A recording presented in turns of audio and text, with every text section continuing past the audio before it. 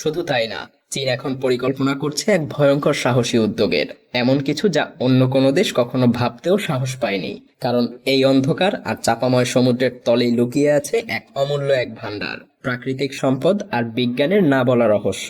এখানকার কিছু জায়গা যেন তৈরি হয়েছে একেবারে আলাদা নিয়মে, যেখানে সূর্যের আলো ছাড়াই গড়ে উঠেছে এক রহস্যময় জগৎ। কিন্তু সব রহস্যের মধ্যে সব থেকে বিস্ময় জাগায় মিথেন হাইড্রেট। বরফের মতো দেখায় অথচ আগুন ধরালেই জ্বলে ওঠে। এটাকেই বলে আগুনের বরফ। বিজ্ঞানীরা ভাবছে এটা ভবিষ্যতের জ্বালানি হতে পারে।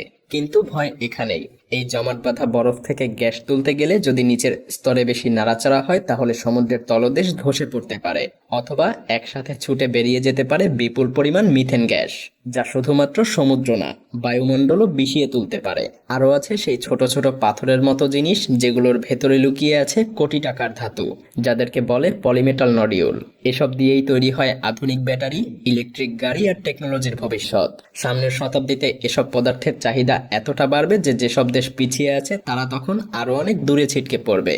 আর তাই এখন থেকেই অনেক দেশ আর বড় বড় কোম্পানি নজর দিচ্ছে এই সমুদ্রের গভীরে, যেখানে অন্ধকারের নিচে লুকিয়ে আছে আগামীর পেট্রোল আর তেলের বিকল্প শক্তি।